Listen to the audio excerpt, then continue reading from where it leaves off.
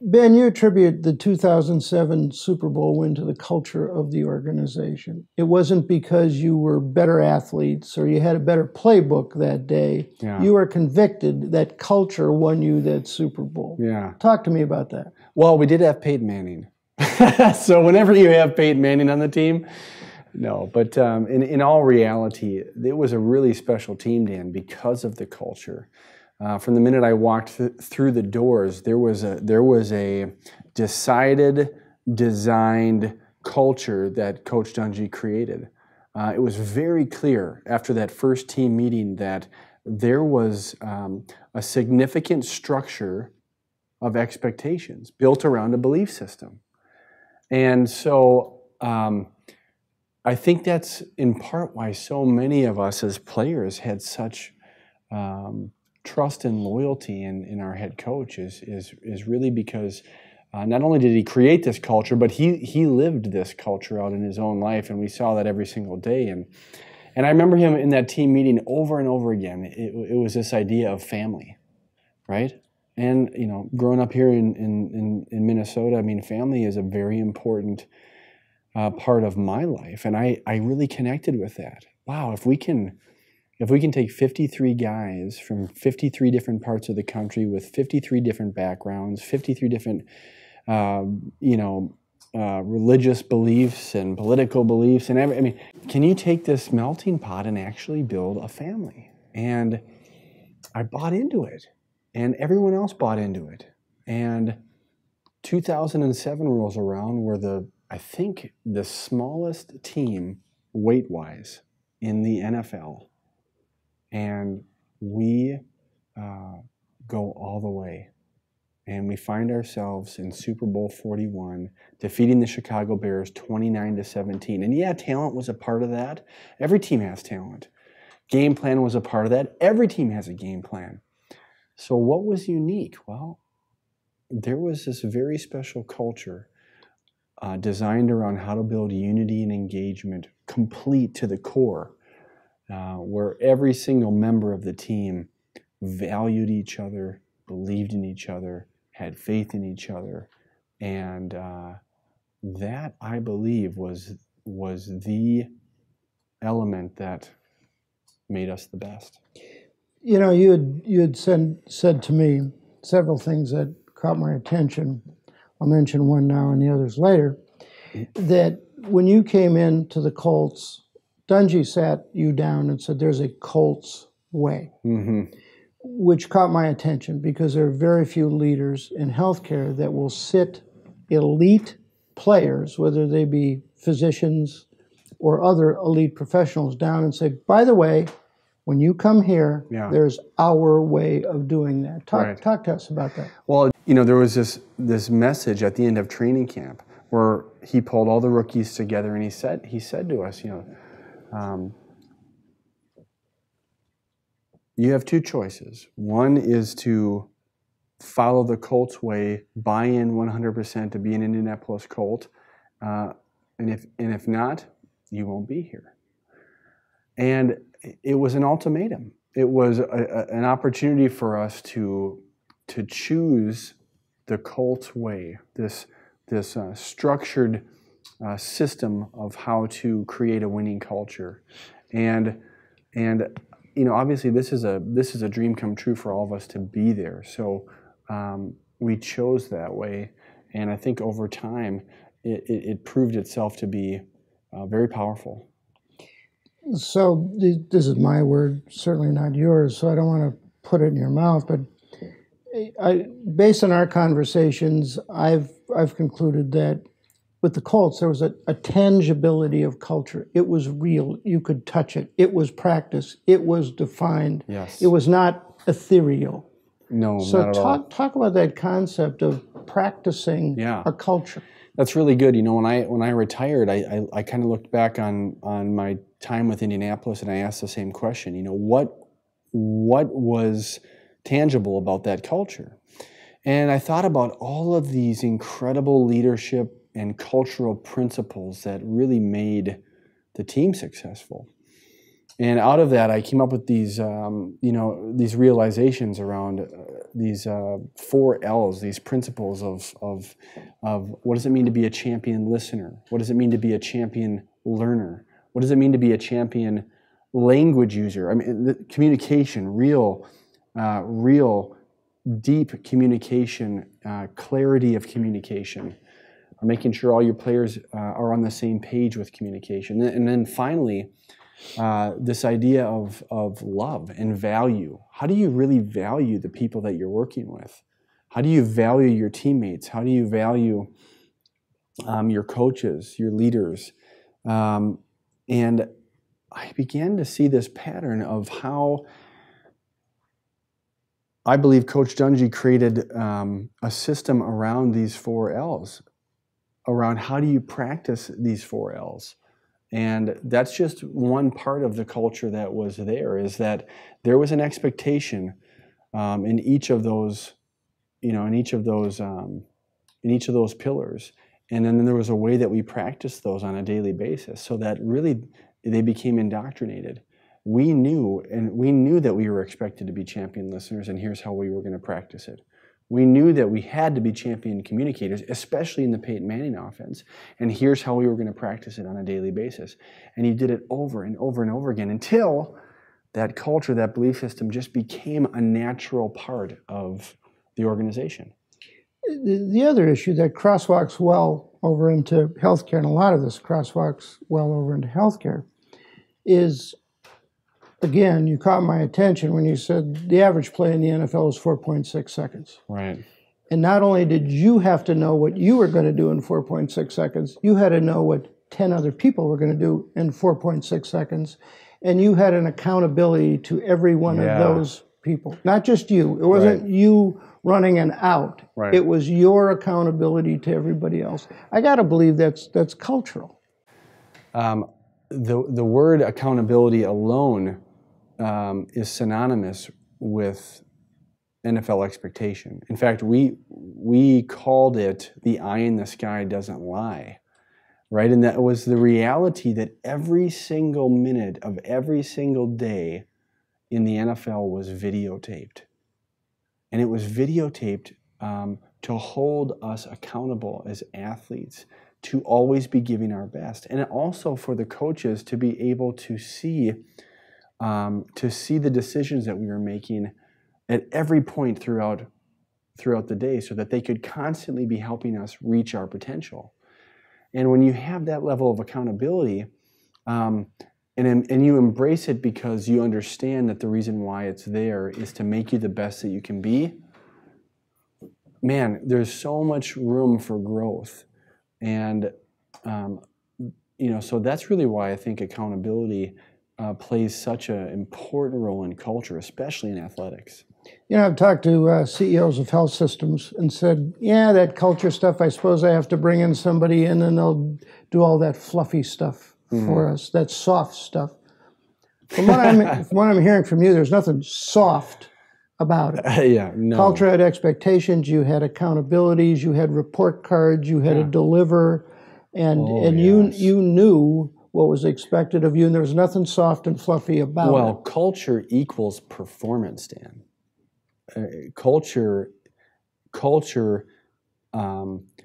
equals what happens on the field in the NFL. And on the field, you can have people hit you with up to a 2G force. And I can tell you personally, through broken ribs, that there's nothing easy about that, right? Nothing soft and there's fluffy. There's nothing soft and fluffy about getting hit across the middle by a safety running as fast as they can, right? And how do you equate that? Well, everything that goes into the responsibilities each individual player has on the field comes out of the culture that they are in order to learn those responsibilities. And like you said, one of the things that we always said as an offense was 11 minds together as one. That was always our goal. Each individual player, from the offensive line to the running backs to the wide receivers to the tight ends to the quarterbacks, everybody has a very particular set of skills. and their job is very defined. But the only way that a successful play happens is when everybody does their job the right way at the right time, and that's when the play is successful. And so there's no room for mistake. So I want to take this to a specific incident or specific play you talked to me about, and I'm thinking back to the accountability issue, and I believe you were doing an out to the sideline. The ball was supposed to come sideline shoulder high, and it came sideline shoulder hip level. Right. And you dropped it. Yep. You came Thanks back, for bringing that up, Dan. Sorry. You came back to the huddle and you said to Peyton, well, it was supposed to be here. And as I recall, you said, he looked at you and said, I threw that ball exactly where it was supposed to be. Had I thrown it up here, you didn't see the guy that was coming in from your left, and he would have lit you up and may have sent you off on a stretcher. Right. Basically, I took that as he was saying, we needed to play, but I was taking care of you. Exactly. Is that right? Oh, it's very true. And you know, no one held us as players accountable more than Peyton, and he could just do it with a look. I mean, you wanted to be your best for him, just because you knew the level at which he prepared and the level at which he takes the game seriously, right? And so, yeah, I remember I ran an arrow route to the sideline, which is just you turn and run straight to the sideline, and I turned, and he put that ball right on my back hip, and I couldn't adjust in time to catch it. And I learned very quickly that Peyton doesn't make a mistake in where he puts the ball. It was supposed to be there. It was supposed to be there because what I didn't know is that the cornerback who was on the wide receiver had seen Peyton start to look my way, and he came off of the wide receiver, full steam ahead down to get ready to take me out. So Peyton threw the ball behind me in order to give me a chance to redirect myself, catch the ball, and work my way upfield away from the cornerback. And so, that only comes, though, that understanding only comes through accountability. It only comes through incredible amount of practice. Once you understand that truth, then you're able to adjust to those throws much easier in the future. And I guess that's probably a metaphor for a lot of things. I can adjust to those throws differently and build trust too. In the future. Yeah, it's like I know that when I'm running across the middle, there's a chance that I'm going to get completely obliterated. But if Peyton throws it, he sees something that I don't, and he sees that I'm going to be able to catch this and protect myself in time. And that's just that, building that trust, which only comes out of the culture that you practice. And I'd like to come back to the culture of the huddle, which still captures my imagination, the whole concept. I remember you were showing me a picture, and it was a picture from the top down. You guys in the huddle, you were there, and you had a stripe on your helmet. Mm-hmm.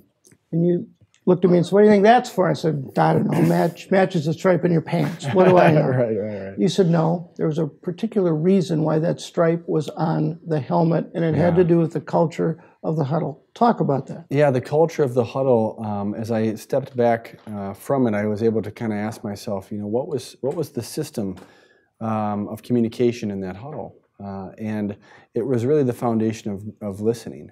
And so what I realized is that there was a system of stop, look, and care. And whenever Peyton came into the huddle, everything stopped, right? That was the rule. When he stepped into the huddle, everything stopped. When your leader begins to talk, everything stops. And then you have to pursue information. And the way that our offensive coordinator, Tom Moore, asked us to do that was to not only turn our heads and look at Peyton, but he also wanted us to look at Peyton's mouth.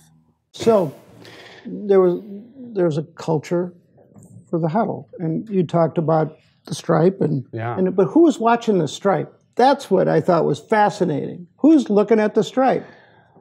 Well, look, the clear blue stripe on a white helmet tells you exactly where a player is looking. Mm-hmm. Okay, so when you stepped into a huddle, it was expected that when Peyton, your leader, comes into the huddle, everything stops. You have to be able to Forget the last play, not think about the future, but live right in the moment. You need to give him your full attention. Everything stops. Then you look. Everybody looks. Not only were we required to look at Peyton, but we were required to look at his mouth because, 80,000 people are screaming, and it's often hard to hear what the quarterback is saying. So they wanted us to read his lips, right? So not only everything stops when he comes in the huddle, everybody looks at Peyton. You look right at his mouth so you can also see the words that are coming out of his mouth. And then this idea of empathy, you have to be able to find that common ground where you all care about the information that you're receiving, because if you don't care about it together as a team, then it's not going to be important at the snap of the ball. And so, believe it or not, that was evaluated on film. Every single play. Where are the players looking? That's the level of accountability that we were held to. Every single practice and every single game, every single play that went. When you got into the huddle, were all those stripes, were all those blue stripes on the helmet turned and facing Peyton? And so there's such a high level of expectation that was demanded out of that culture that we practiced over and over again. But it became secondary. You didn't even think about it. We practiced getting in the huddle so often, every single day, that, it just begins to become a part of what you do, and you don't even think about it. So for those watching this interview, I'm sure, positive, the skeptics are going to say, sure, you can say culture is important because they won the Super Bowl. Yeah.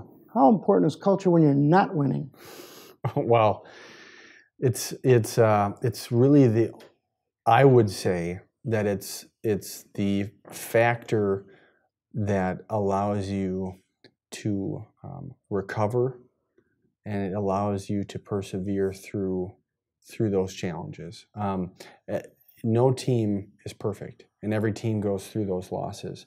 But if the culture is concrete, right? If you've built a team on a solid foundation of culture, then when the losses come, the culture is strong and it's firm. You can always go back to a really grounded and well put together system that has taught you how to respond to adversity. But if the culture is weak, if it's like building a house on sand, man, and you start to go through those struggles, you start to go through those losses, and you come back to a culture that's in disarray, now you have no foundation to start on. And that's where I think a lot of teams begin to suffer over the course of a long NFL season. So we talked about Monday morning after a game. I think you told me that every player had a report card, 20 pages, written out on the table, ready to go Monday morning. Yeah. And you had to stand up and account. Oh, yeah. You were accountable for every single play, and you had a grade sheet, and you had to make a specific grade every single week, or there were consequences. And it was really like that for every practice, too. I mean, because everything is recorded, everything is evaluated. We faced that kind of evaluation over the course of a week of practice. You come in the next day, and in front of your entire offense, you go over every single play in practice. And if you're constantly making mistakes, those mistakes are highlighted in front of the whole team, right? So, everybody comes together, and really through work ethic and through this consistent style of practice and evaluation, hold each other accountable. And I think that's one of the positive things that came out of that culture in Indianapolis. It's got to be, though, you must feel extraordinarily vulnerable. You're standing up there Monday morning. Yeah.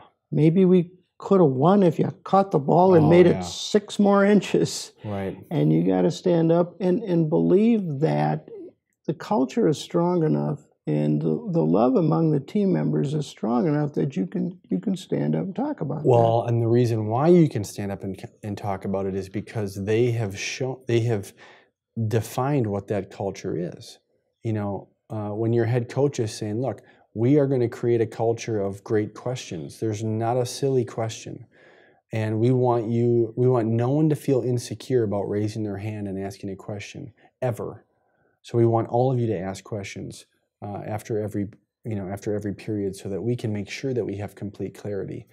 We are going to create a culture of extreme evaluation, and it's not evaluation built upon fear. It's evaluation built upon wanting to do our best to make you the best that you can possibly be. And so you see how that's lived out, and you begin to trust more and more.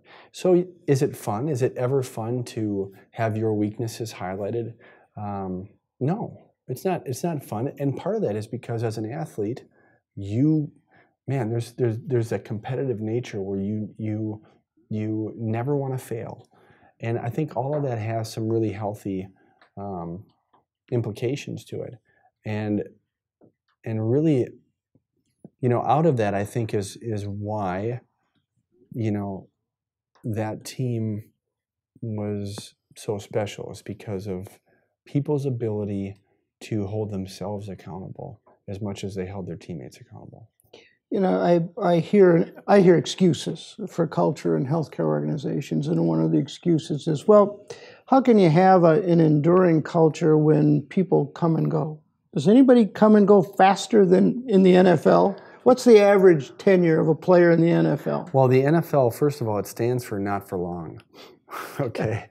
I mean, the average career is 2.5 years, 2.5 to 3.5 years. So it's people are cycling through those positions very quickly, and all the more reason why you have to have a really well-defined, concrete culture, so that when you have that much job transition happening for so many different reasons. You need to have a solid belief system that drives the identity of the team.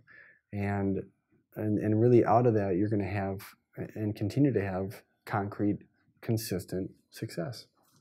So you've got lots of positions played on a football team. It's like healthcare. Mm-hmm. There's, as my friend, a heart surgeon says, everybody thinks I'm the hero. Frankly, nobody dies on the table anymore. And nobody gets better because of me alone. There's a team there, and everybody plays a position. And not all those positions are that glamorous. Mm-hmm. So when you're the position player and you're running the ball or you're catching the ball, there's a lot of other guys that have to make that happen, and that's not that glamorous. How does culture reach them? I think with everybody being on the same page with the same goal, from the minute you walk into that practice facility in Indianapolis, you knew that the goal was to go win a championship, right? And that every single person on the team benefits from that same goal, right? But it was even beyond that, Dan. Like, what was so unique about Indianapolis? I mean, we would, Tony Dungy would even make sure we understood that there's no difference between our role and the janitor's role of the facility, who makes sure that every single day we come in to play, that locker room is pristine. Because when we come into a pristine locker room, we feel like we're in a championship environment, a championship locker room. So that person's job helps us feel like champions, which helps us go play like champions. And he really embraced the idea that really the team goes out and extends into this entire organization where every single person is working in order to achieve the same goal. So even the people that might not get named as a starter every single week still feel important, that their role, that what they bring to the team is valuable. And man, that's powerful when you can create that type of environment. So perhaps one of the last questions, if not the last question, is not everybody's a Tony Dungy. Not everybody has his style. Mm-hmm. But yet they win. Mm-hmm. I know every head coach brings his style to the field, and I'm sure Tony did that with splendor. But a Belichick might not be a Tony Dungy. So what are the common traits of leaders that create successful cultures? Can you break it down into just a handful of issues that we could go to a CEO in a health system and go, you're never going to be her or she, but you can be you, and you can have a extraordinarily healthy and productive culture, but you got to keep this in mind. Mm-hmm. What is this? Wow. I think, and this is one element that's a part of culture, but when I really think about what was so special about playing for Tony Dungy is, players genuinely, really deeply respected this man, right? They really gave their hearts to this man. They really poured their trust into this man, right? And what came from that, Dan, was a level of loyalty that is really rare to find, where you would give and sacrifice so much for this person because of how much you value the relationship you have with them, right? And that started day one when he said in front of the entire team, I'm going to make sure each and every one of you has my cell phone, because if you ever need anything, call me anytime, day or night, and I will be there for you. Whoa, right? There's this paternal element there. And to me, that was pretty incredible. There's a lot of ways to drive results. Fear drives results. We know that. But how do you drive results that are going to last and last a lifetime? And honestly, it's about really how you value those relationships. And I can tell you that every single guy on the team trusted that man and valued the individual relationship that they had with that man because of because of the culture he created in being able to build that type of relationship with his employees. And it didn't mean he wasn't gonna hold you accountable. It didn't mean he wasn't gonna pull you aside and grab your face mask and say, "Hey, I expect more out of you," because that happened. That's a natural part of the evaluation of an athlete. But man, people, teammates, players, athletes, they would do anything on the field for that man because of what they know he would do for them. Well, you were there, or maybe after, and this is important for CEOs and governing boards to hear. Was there ever the star athlete that just didn't get the culture, and Tony said, "I'm sorry, you can do 1,000 yards a year rushing, but you're not a Colt anymore. You got to go somewhere else." Yeah. Listen, I mean, that happens. You're going to find that type of defiance, that type of individuality, really, which is kind of falls more into kind of arrogance and selfishness. I mean, that exists, especially at that level, when young players are getting paid a lot of money. And so,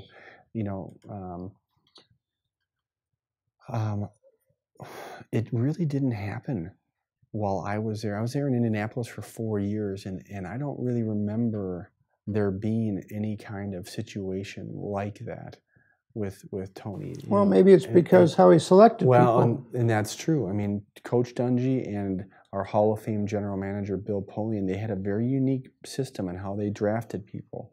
They would rather draft someone with a little less talent, but was the captain of their team, was a college graduate, proved themselves to be dependable and trustworthy.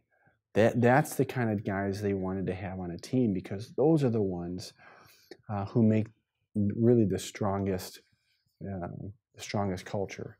And so that was what was unique about Indianapolis. Last message to healthcare leaders out there.